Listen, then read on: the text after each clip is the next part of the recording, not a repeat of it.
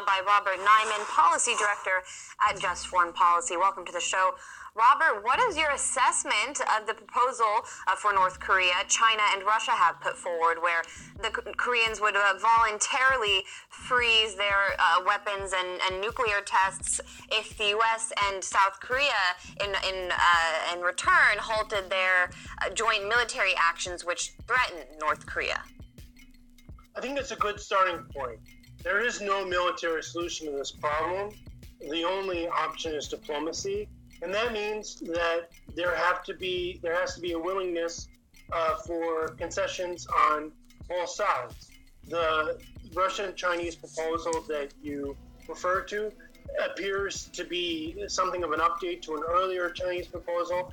Whether it will work or not, it certainly has the characteristic that it's asking both sides to do something, to de-escalate. So that makes it sensible and plausible. Unfortunately, so far, all we're hearing from the Trump administration is more threats, more pressure, more escalation.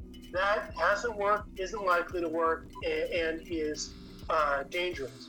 The key question is, what is the U.S. willing to do, in fact, behind closed doors? In the past, President Trump has indicated a willingness to talk to North Korea. That's positive.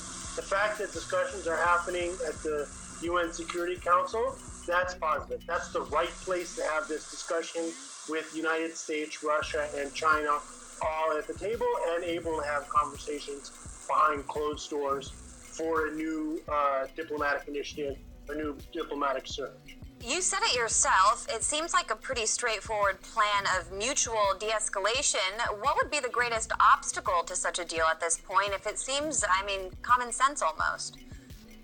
Well, the Trump administration may have backed itself into a corner by suggesting that something can be accomplished only with threats. Fortunately, or unfortunately, in this case maybe fortunately, Trump has shown himself willing to dramatically reverse himself. So maybe this would be an opportunity for him to dramatically reverse himself on the idea that we can accomplish something only with threats. Unfortunately, through several U.S. administrations, there was a kind of taboo against talking with North Korea. That doesn't make any sense. As I said, Trump's apparent willingness to talk to North Korea, actually that was a positive innovation in U.S. foreign policy, which unfortunately so far the Trump administration has not followed through on. So there's kind of inertia in U.S. diplomacy, or lack of U.S. diplomacy. That seems to be the main obstacle. How do you think the developments in North Korea have demonstrated the limits of the U.S. sphere of influence in Asia? And does China totally have a real incentive to rein in North Korea completely? Well, it has some incentive. We have to specify what we mean by rein in North Korea. We have to have a realistic goal. I don't think any independent analysts would say that there is any coercive measure that the world could do with or without China and Russia's cooperation that's going to make the North Korean government suddenly give up its nuclear weapons program with nothing substantial in exchange. Clearly, the North Korean government sees this as a key national security measure to defend themselves against the West. And, look at did we learn nothing from the negotiations with Iran? The West had to make substantial concessions in exchange for substantial Iranian concessions. Yes, the West must give up the fantasy of regime change. Not our business to like or dislike the North Korean government. That is the path that we must pursue. Give up regime change. Give up the fantasy of a military solution. Engage in real diplomacy that gives security guarantees to the North Korean government. That might be a bigger ask than many realize. One final question, though. Robert, President Trump got plenty of attention for the tweet he sent out following this latest missile test. I want to turn attention to what another member of the administration said. On Tuesday, U.S. Ambassador to the UN, Nikki Haley, complained on Twitter, grumbling, "Spending my fourth in meetings all day. #thanks North Korea." Coming from one of the top diplomats in the U.S., what kind of message do these electronic statements send to the international community? Well, it's a little sloppy. She doesn't want to be on call 24/7, 365. She should find another job. But let's not compound the error by getting too focused on that. We know that the real story is that the U.S. government must pursue real diplomacy. If she does that, yay, Nikki Haley. I will sing her praises. If she doesn't do that, then she deserves denunciation. And either way, her tweets don't matter that much for the fate of the world. Robert Nyman, Policy Director at Just Foreign Government, and militants are running high as the two sides meet in Kazakhstan for the fifth round of peace talks. The opposition forces accused Damascus of breaking a ceasefire the government itself had implemented in order for the Astana meeting to take place. But despite this friction, the highly important talks are continuing. In the meantime, Russian Defense Ministry reports a successful operation against the Islamic State in Syria. RT's Alexei Reshevsky has those details. 3 large weapon stockpiles of Islamic State and a command center. Those are the targets hit in the latest Russian airstrike against the terrorist organization in Syria, according to the statement from the Defense Ministry. For the first time since Moscow joined the anti-ISIS campaign in Syria in September 2015, the Russian Air Force deployed its newest KH-101 strategic cruise missiles.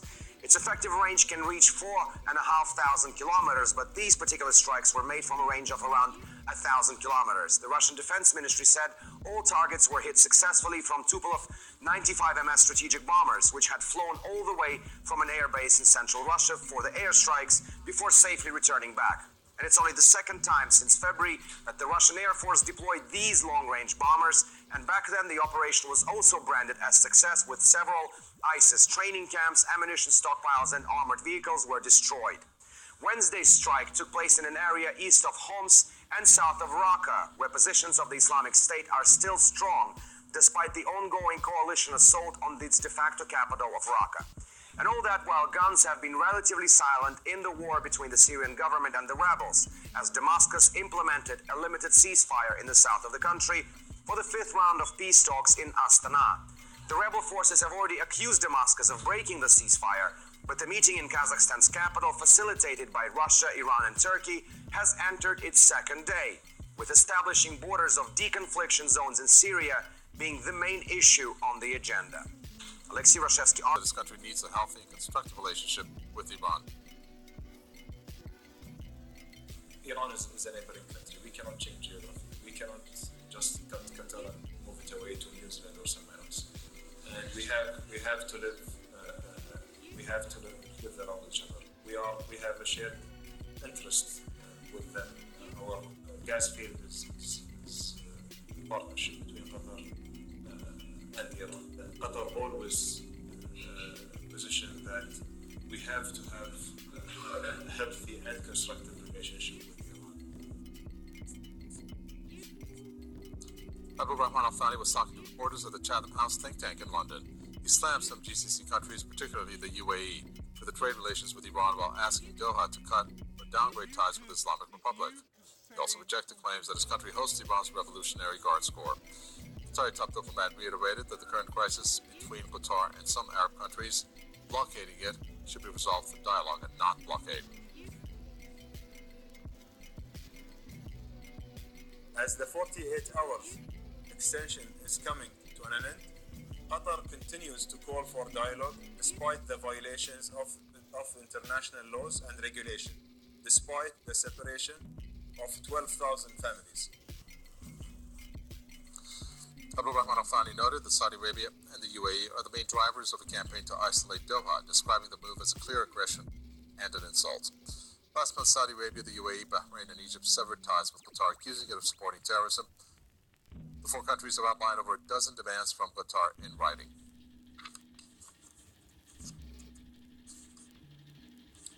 Michael Springman is an author and former U.S. diplomat in Saudi Arabia who joins us from Washington. So they're having these talks. I think they concluded now in Cairo, Egypt, the four countries. Basically they said that the response from Qatar was negative and that they're going to continue pressuring Qatar.